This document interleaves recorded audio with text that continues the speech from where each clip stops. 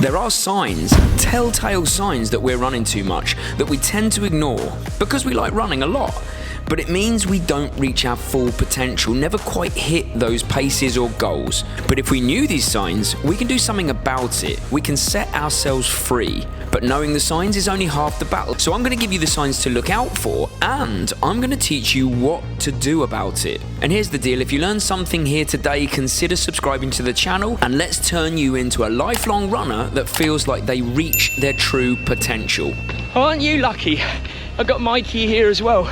And what I'm going to do for you today is not only am I going to give you what I think are 7 signs of overtraining that are the most obvious that you can kind of pick out and see if that's what's happening to you, but then I'm also going to give you 5 good solutions, plans that you can put in place that if you have identified that you're overtraining, you can do these things and kind of get out of that pattern and take your performance to the next level. That's the aim. And so let's talk about the first sign of overtraining that you might see, and that's muscle soreness.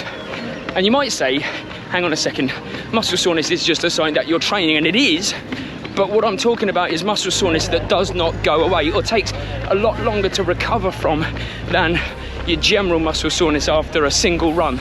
So let's actually say it's more like a increased recovery time tends to be an indicator that you're overtraining. You're not getting over those runs that you would have got over in a day for maybe 2 or 3 days, and your muscles are sore for maybe 1 or 2 days when maybe they wouldn't have been at all.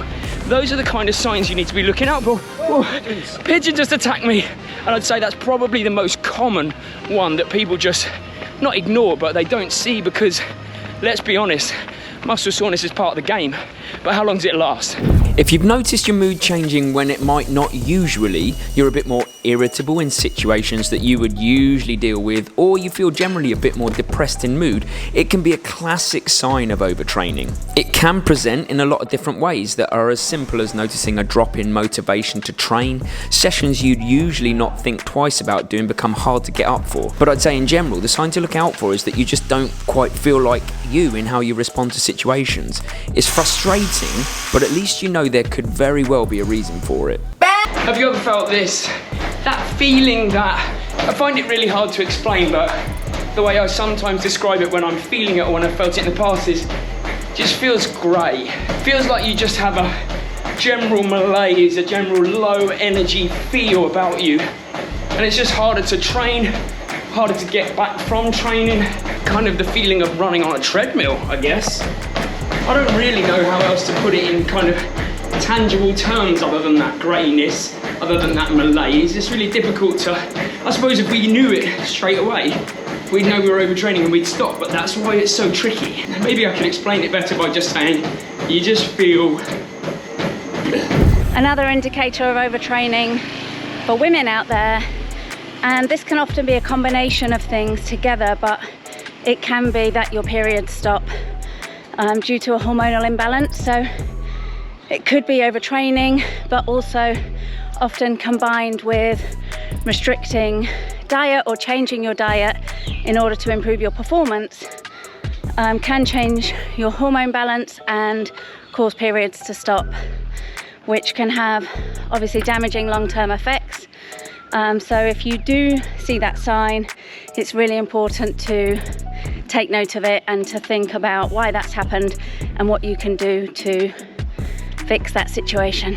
I find this sign such a contradiction in itself, but one of the big signs of overtraining is feeling really tired, struggling to stay awake in the evenings or even in the day, and then finding it hard to get a good night's sleep.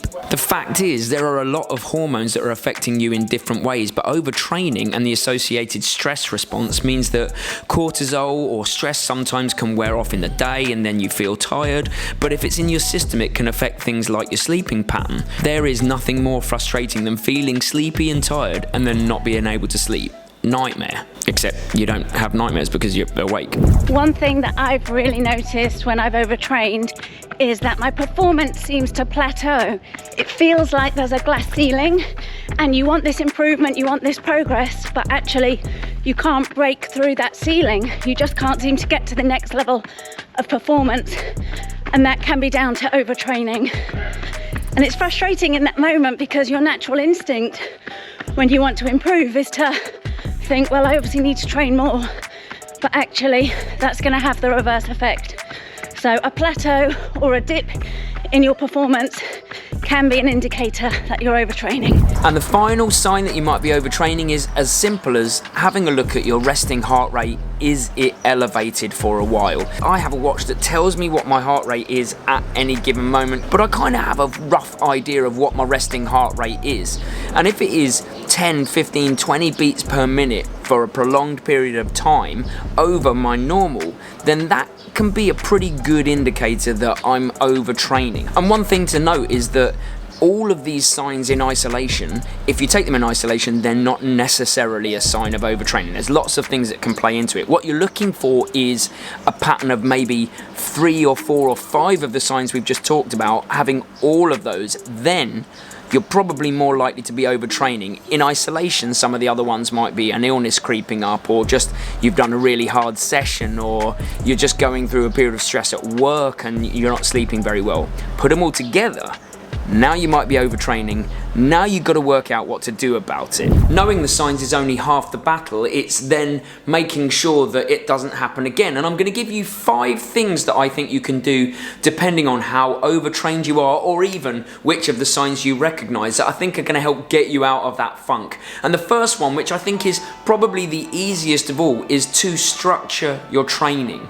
Because there are a lot of runners out there that generally don't think about how they're going to train in their week. Maybe some weeks they train 6 times a week, sometimes 3, or they always do base, don't add in speed or tempo. And something as simple as adding a structure so that you know what you're doing each week. And if you look at any of the training plans that I put out on the channel that you can see on the website, all of them are structured in a way to build in rest, which I think is absolutely important. And when I say rest, I mean days off from training, and even recovery weeks where you reduce the volume a bit. But also, it has different sessions in there. It's not all just base in a lot of the plans. There might be some interval sessions on a Tuesday, or a tempo session on a Thursday, long run on a weekend. It's like changing it up to make the body continue to guess, because if the body knows what's coming and you repeatedly throw something at it like that, then it does get stale and you do run the risk of overtraining. So when you add structure into your life, when you add structure into your running, then you're far less likely to overtrain, because you're factoring in rest and recovery and strength and conditioning. And these are all so important when it comes to your training. I can't stress that enough, that actually it's the running that tires you out. It's the recovery that makes you a stronger athlete. And if you don't factor that in, running every day of a week, or running 6 times a week, or doing too much every week, that's continually breaking yourself down without giving yourself time to build back stronger. So there you go. Number 1, absolutely, and the easiest really, is start to structure your training. So let me ask you a question. Is this a familiar scenario to you? You feel like you're getting stale. You feel like you're not getting fitter. So you increase the amount of runs that you do. In essence, you throw volume at the problem. But you can't throw volume at an overtraining problem. That's the problem. I said problems too many times. What you actually need to do is be smart. So train smarter, not harder. Let's say, I'll give you an example. Let's say you run 6 times a week, you have 1 day off, and you're getting stale, you feel like you're plateauing, and you're not making the progress that you want to make. Well, what about this? If most of your runs are base runs, why don't you reduce the amount of runs you're doing and maybe add a track session in, or maybe add a tempo session out on the road, or something that's just a different stimulus for your body, something different for it to think about, that keeps the quality of the sessions high but kind of reduces the volume and allows you to recover.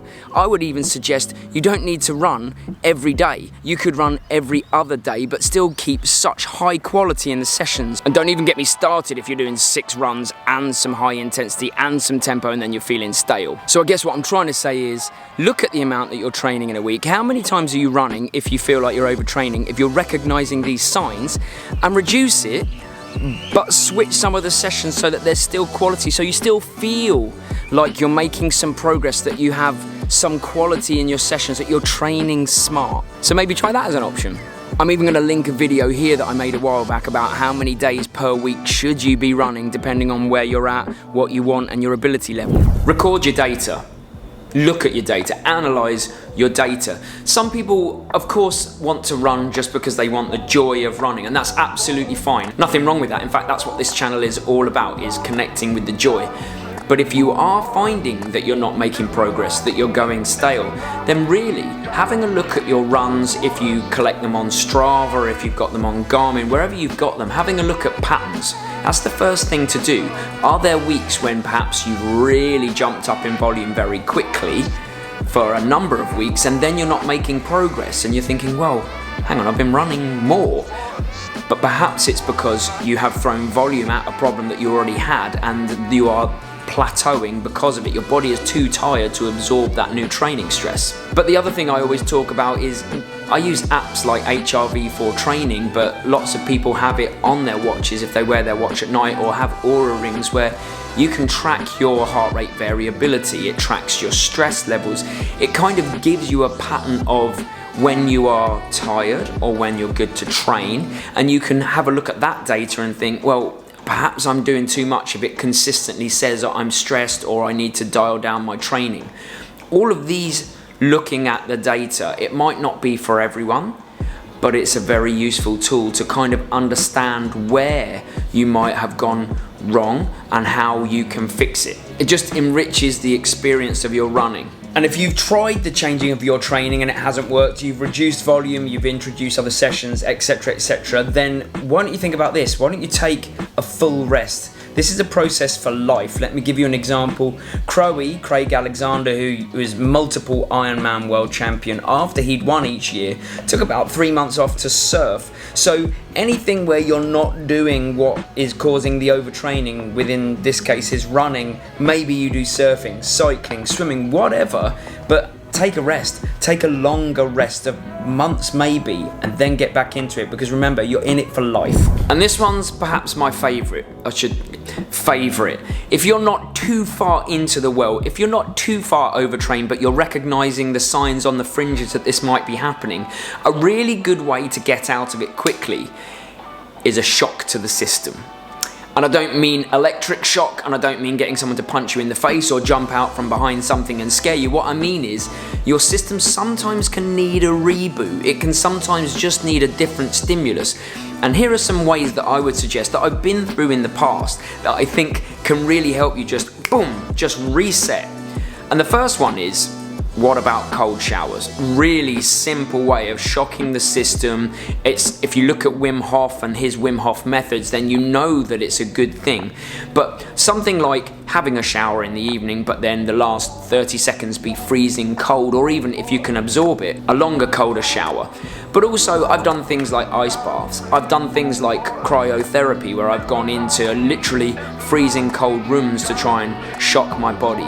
But if you don't want to do that, then it's quite as simple as, if you're training for a long race or a long run and the majority of your training is base work, then why not do some speed work for a block? Why not get on the bike and work on that, or swim? Something that is a different stimulus to what you're usually used to, kind of gives the body a reboot, kind of shocks it a little bit into jolting it out of that overtraining, providing a new stimulus. And I've found that these kind of things work really, really well if you're on the fringes of overtraining, but you're not that far down yet. And if you learned something new in this video, then consider subscribing. Never any hard sell from us. And I think if you did enjoy the video, you're definitely going to enjoy this video, which is the 10 things that runners should know, but probably don't.